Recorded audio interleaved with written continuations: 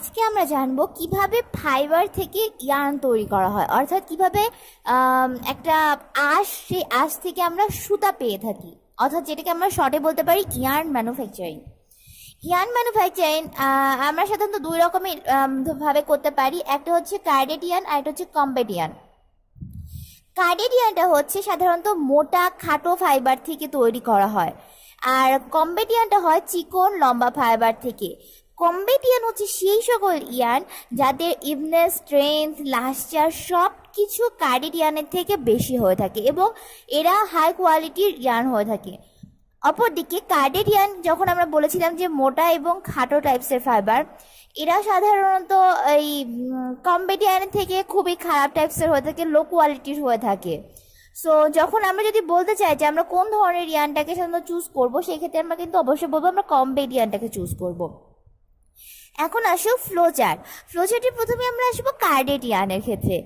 প্রত্যেকটা সিস্টেমেরই তিনটা করে অপশন থাকে, সেটা হচ্ছে ইনপুট, প্রসেস, আউটপুট। অর্থাৎ আমরা একটা কিছু দিই, সেই দেয়াটা নিয়ে একটা মেশিনে বা একটা কিছুতে একটা কিছু প্রসেসিং হয় এবং প্রসেসিংয়ের পরে একটা আউটপুট বের হয়।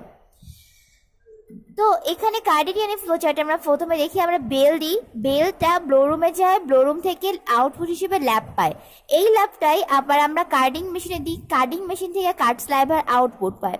আবার কাট স্লাইভারটাকে আমরা বেকার ড্র ফ্রেমে দিই, ফিনিশার ড্র ফ্রেমে দিই, সেটা স্লাইভার হয়ে যায় এবং সেই স্লাইভারটাকে আমরা রোভিং ফ্রেমে বা সিমপ্লেক্স দিই, যেটা রোভিং হয়, এবং রোভিং থেকে রিং ফ্রেমে দিলে সেইটাই ইয়ার্ন হয়ে থাকে। আর যখন আমরা কম্বেট ইয়ার্নের ক্ষেত্রে ফ্লোচার্টটা করতে থাকবো, এইগুলো সব সেম থাকবে, জাস্ট এই অংশটুকু একটু চেঞ্জ হবে। সেটা আমি বলি, কাট স্লাইভার থেকে এটা বেকার ড্র ফ্রেমে গিয়েছিল, কিন্তু কম্বেটের ক্ষেত্রে তারা সরাসরি প্রিকম ড্রয়ে যাবে, প্রিকম ড্রয়ে যে স্লাইভার হবে এবং সেই স্লাইভারটা এখানে ফিনিশারে গিয়েছিল, এখানে ফিনিশারে না গিয়ে ল্যাব ফর্মারে যাবে, ল্যাব ফর্মারে যে ল্যাব হবে এবং সেই ল্যাব কম্বিং থেকে স্লাইভার হবে এবং তারপরে যা ছিল তাই, স্লাইভার থেকে রোভিং, রোভিং থেকে রিং ফ্রেম। এই তো এখন তোমরা বলতে পারো এই যে আমি এগুলো কি বললাম, বেল, ল্যাব, কার্ডিং, রোভিং, আমরা তো কিছুই বুঝলাম না, তাই না? এখন সময় স্বল্পতার কারণে এই ক্লাসের মধ্যে এত কিছু বোঝানোটা সম্ভব হচ্ছে না। নেক্সট আমি সব কিছু আর ডিটেলস বুঝাবো। তাও আমি বলছি, বেলটা হচ্ছে আমরা যখন বাহিরে থেকে কটনগুলোকে নিয়ে আসি, তখন কিন্তু এরকম ছাড়া ছাড়াভাবে আনি না, একটা প্যাকেজ আকারে আনি, এরকম একটা প্যাকেজ আকারে আনি, যার মধ্যে কটনগুলো খুব চাপাচাপি করে একটা সুন্দর সুশৃঙ্খলভাবে থাকে। সেই প্যাকেজটাকে আমরা বলে থাকি বেল। এরপরে পাই ব্লোরুম। ব্লোরুম হচ্ছে যে ব্লোরুমে সাধারণত আমরা 6 রকমের মেশিন দেখতে পারি। এই 6 রকম মেশিন নিয়েই ব্লোরুম গঠিত হয়, যেটা কাজ হচ্ছে এই যে আমরা বেলে যে চাপা চাপা ধরানো কটনগুলো পেলাম, সেই কটনগুলোকে যথাসম্ভব ছোট ছোট করা, তাদেরকে পরিষ্কার করা, এইগুলো হচ্ছে ব্লোরুম হয়ে থাকে।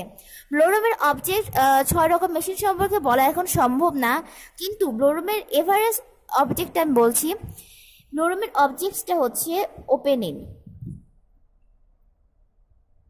অর্থাৎ আমরা যে কম্প্রেসড ফাইবারটা পেলাম, কটন ফাইবারটা পেলাম, সেইটাকে আমরা ছোট ছোট করে ফার্স্টে ওপেন করব। এরপর আমাদের কাজ হবে ক্লিনিং। যে কটনটা পেলাম সেখানে কিন্তু অনেক ধুলাবালি, ডাস্ট, রাশ এসব থাকতে পারে, সেইগুলোকে ক্লিন করতে হবে আমাদের। তারপরে থাকে ব্লেন্ডিং আর মিক্সিং। বিভিন্ন রকমের কটন মিলে তো একসাথে একটা কম্প্রেসড প্যাকেজ করা হয়, তো সেইগুলোকে সাধারণত আমরা যখন হচ্ছে ব্লেন্ড করি বা মিক্স করি, সেটাই হচ্ছে ব্লেন্ডিং বা মিক্সিং। এবং লাস্টে আসে হচ্ছে ল্যাব ফর্মিং। ল্যাব ফর্মিংটা হচ্ছে যে আমরা ওপেন ফাইবার এবং যে ক্লিন ফাইবারগুলো করলাম, সেটাকে আমরা একটা শিটের মাধ্যমে আমরা প্রকাশ করব, সেটাই হচ্ছে ল্যাব ফর্মিং। এবং এই 4টাই হচ্ছে মেইনলি বেসিক ব্লোরুমের অবজেক্টস। নেক্সট ক্লাসে আমরা ব্লোরুম কি, তারপরে কার্ডিং কি, এগুলো সব নিয়ে ডিটেলস আলোচনা করব এবং এই জন্য তোমাদেরকে আমাদের সাথে থাকার জন্য অনুরোধ করা হলো। Thank you.